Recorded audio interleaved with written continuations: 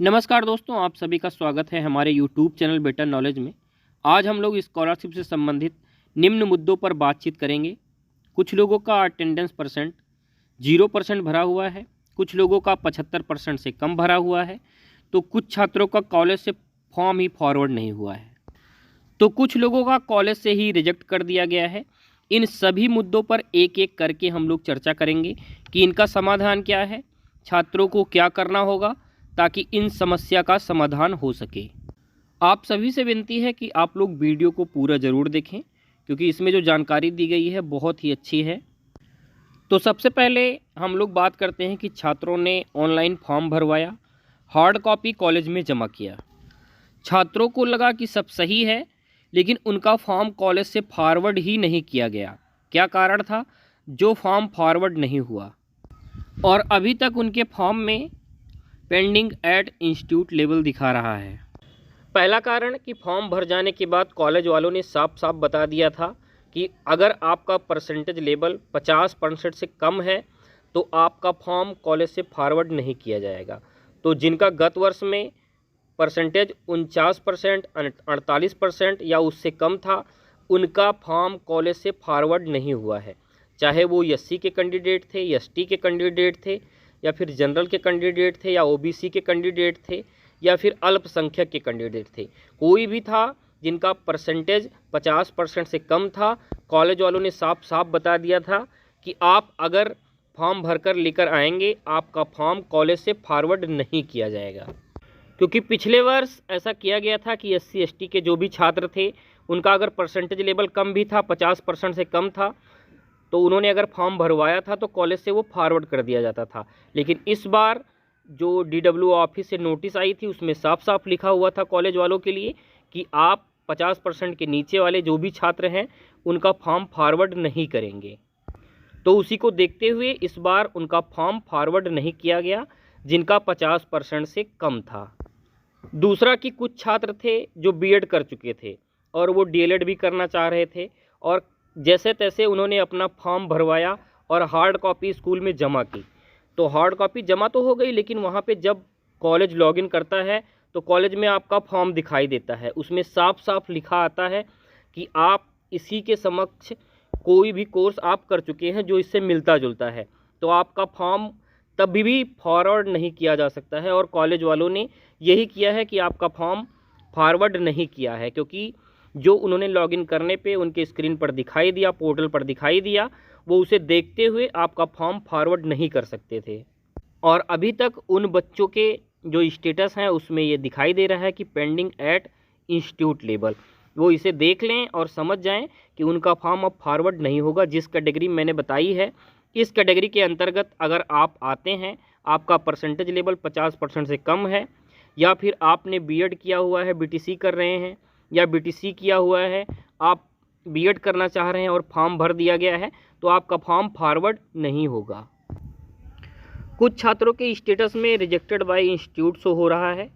इसका कारण है कि परीक्षा में जो गत वर्ष की परीक्षा उन्होंने दी है, उसमें वो फेल थे या कुछ सब्जेक्ट में बैक लगा था और उन्होंने भी फॉर्म भर दिया था, तो कॉलेज से रिजेक्ट कर दिया गया है। क्योंकि फॉर्म फॉरवर्ड करते समय जो कॉलेज से कॉलम भरा जाता है, उसमें रिजल्ट के कॉलेज में पास दिखाना पड़ता है। तो अगर आपका रिजल्ट पास आया है तभी वो दिखा सकते हैं, और अगर आप फेल हैं या आपका रिजल्ट में बैक लगा हुआ है तो आपका फॉर्म फॉरवर्ड नहीं हो पाएगा और कॉलेज की तरफ से रिजेक्ट कर दिया जाएगा। कुछ छात्रों का कॉलेज से फॉरवर्ड तो हुआ है, लेकिन रिजल्ट वाले कॉलम में रिजल्ट एट नॉट डिक्लेयर्ड भरा गया है और अटेंडेंस परसेंटेज 0.00% भरा है। तो छात्रों को चिंता करने की ज़रूरत नहीं है, बस इंतज़ार करना है कि आपका जो रिज़ल्ट है वह समय से आ जाए और आप पास हो जाएं। जैसे ही करेक्शन का पोर्टल खुलेगा तो आप सही जानकारी भरकर दोबारा से कॉलेज से फॉरवर्ड करा सकते हैं। तो जो छात्र चिंता कर रहे थे कि उनका 0.00% भरा है, इसके लिए चिंता नहीं करनी है। जब आप करेक्शन करा के हार्ड कॉपी कॉलेज में जमा करेंगे तो कॉलेज स्वयं ही 75% या 75% से अधिक अटेंडेंस परसेंटेज लगा के आपका फॉर्म दोबारा से फॉरवर्ड कर देगा। कुछ छात्रों के स्टेटस में देखने पर यह पता चला है कि उनका अटेंडेंस परसेंटेज 75% से कम भरा हुआ है। आप अपनी स्क्रीन पर देख सकते हैं। तो छात्रों को चिंता करना बनता है, वो चिंता भी कर रहे हैं, क्योंकि अटेंडेंस परसेंटेज अगर 75% से ऊपर ही भरा जाएगा या भरा होगा तभी आपकी स्कॉलरशिप दी जाएगी। अगर इससे कम भरा है तो दिक्कत आ सकती है या फिर आपकी स्कॉलरशिप नहीं आएगी।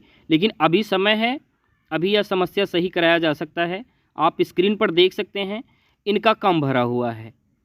इनको करना क्या है, अब इनको करेक्शन का इंतज़ार करना है। जब करेक्शन का पोर्टल खुलेगा, करेक्शन होने लगेगा, तो इनको लॉगिन करके केवल कैप्चा डालकर भरकर सबमिट कर देना है। जैसे ही ये सबमिट करेंगे, सबमिट करने के बाद हार्ड कॉपी कॉलेज में ले जाकर इनको जमा कर देनी है और बता देना है कि हमारा अटेंडेंस जो परसेंटेज है वो कम भरा हुआ है। कॉलेज दोबारा से कॉलेज लॉगिन पर जब खोलेंगे तो वो दिखाई देगा और आपका जो भी अटेंडेंस परसेंटेज है जो कम भरा हुआ है वो सही भर के कॉलेज से फॉरवर्ड कर दिया जाएगा।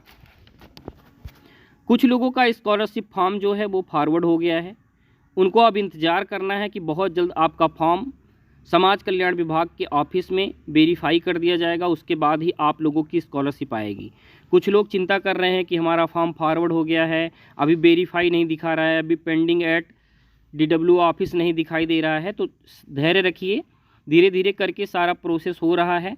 बहुत ही जल्द समाज कल्याण विभाग से आपके फॉर्म में वेरीफाई दिखाई देने लग जाएगा। उसके बाद ऐसा नहीं है कि वेरीफाई तुरंत दिखाई देने लग गया तुरंत ही आपकी स्कॉलरशिप आएगी, आपको इंतज़ार करना है। 31 मार्च के पहले पहले किसी की भी स्कॉलरशिप नहीं आएगी पूरी, क्योंकि SC ST वालों का ऐसा होता है कि आधा पहले दिया जाता है जो राज्य का शेयर होता है, उसके बाद फिर स्टेट शेयर का पैसा बाद में दिया जाता है। तो उनकी छोड़ के और किसी भी छात्र की 31 मार्च के पहले स्कॉलरशिप नहीं आएगी, क्योंकि जब उन्हें स्कॉलरशिप देना होगा एक नोटिस आएगी समाज कल्याण विभाग से, उसके अनुसार ही वो सभी छात्रों का जो भी पात्र छात्र होंगे उनकी स्कॉलरशिप समाज कल्याण